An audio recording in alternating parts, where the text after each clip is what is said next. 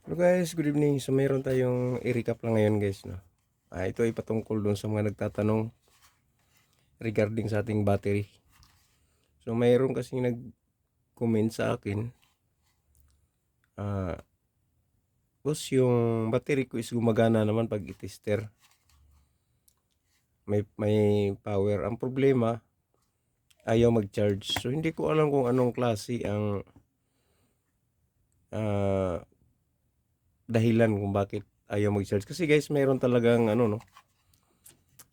mayroon talagang battery na compatible sa kanyang charger. So katulad nito guys, meron tayong battery na naka-charge, no. So pag binunot natin yan, wala siyang charger. So hindi ko alam kung katulad nito ang problema niya patungkol doon, no. So pag sinalpak mo siya, so nagcha-charge siya, pumupula. So ngayon, ito naman, so ito maliitan to. I-charge natin.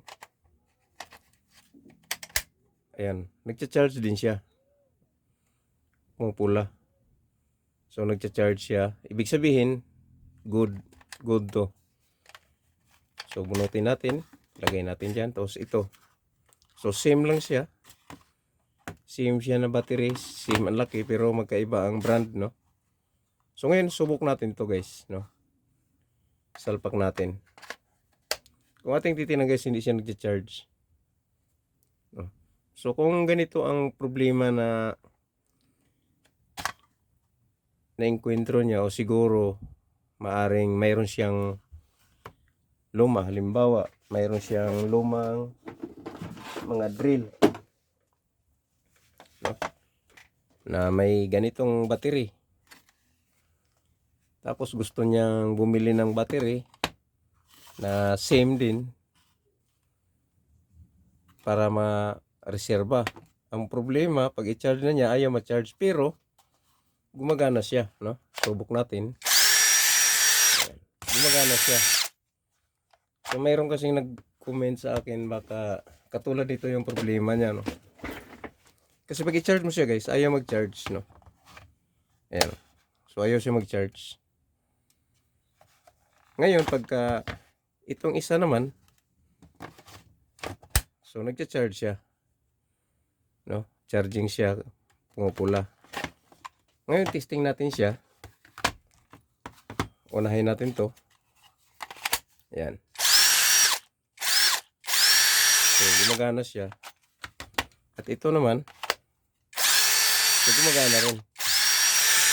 So ang pagkakaiba lang nila, ayaw mag-charge. So ito kasi guys, may mga hindi compatible, no, sa mga ganitong charger.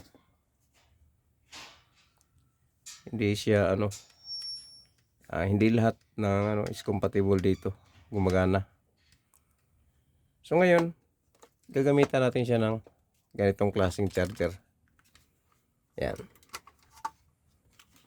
So kung ating titinan, naka-green siya. Yan. Naka-green siya kasi wala pang charge, no. So pag sinalpak natin to dito, charging siya, no. So pumupula. Yan. Bunot natin. Ayan, green. Pumupula. So ito, gumagana sa ganitong charger, gagana rin dito. So ito yung ayaw gumana dito, pero subok natin dito. So kung titignan guys, gumagana siya, no. So ngayon baka may nagtanong sa inyo, sira ba ang ganitong battery, bakit ayaw gumana dito? Ayan, no. Guys, hindi po sira yan, no. Ito ang gustong i-reveal sa inyo, na pag bumili kayo ng mga extrang battery sa ating BMS, kasi guys, ang BMS na ginagamit dito is tulad nito, no. Tulad nito na mayroon siyang charging terminal. Itong positive charging to guys.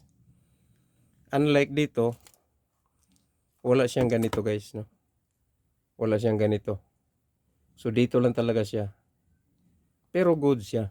Magkaiba nga lang BMS. Ngayon guys, buksan natin to para makita natin. Kasi baka inisip nyo na ganito yung charger. Halimbawa, bumili kayo ng ganito. na isang set. Tapos gusto mong mag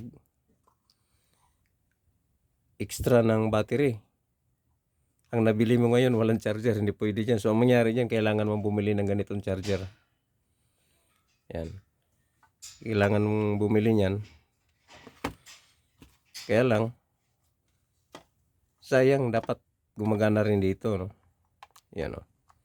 So kailangan mo siyang charge sa ganito. Ngayon guys, buksan natin to. Tulad ng sinabi ko guys kanina, magkaiba to, no? Dito kasi mayroon siyang charging port. So baka hindi ito na pansin ng mga iba. Ngayon buksan natin to guys. Kung ano ang itsura ng BMS nito. So ngayon, check natin.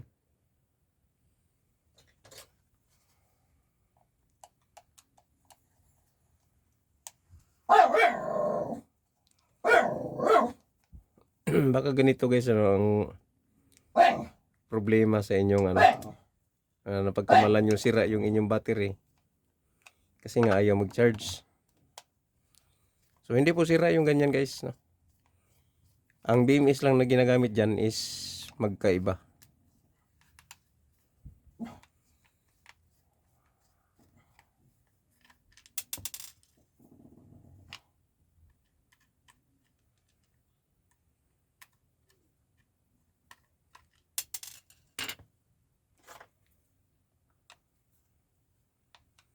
Ayaw tanggal tong isa.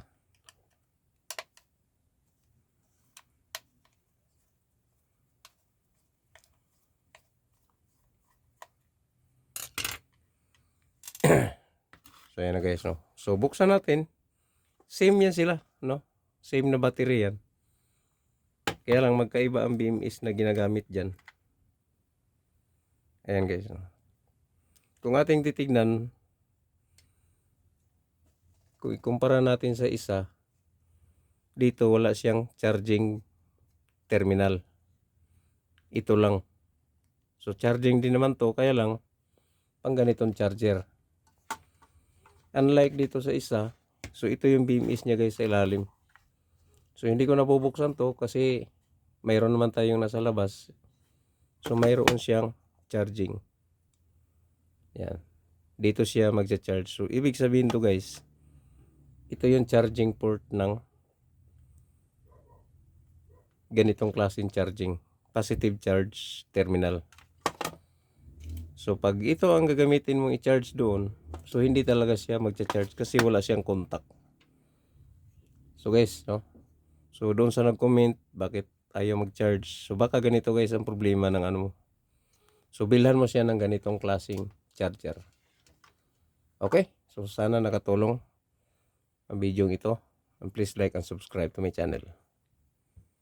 Bye-bye.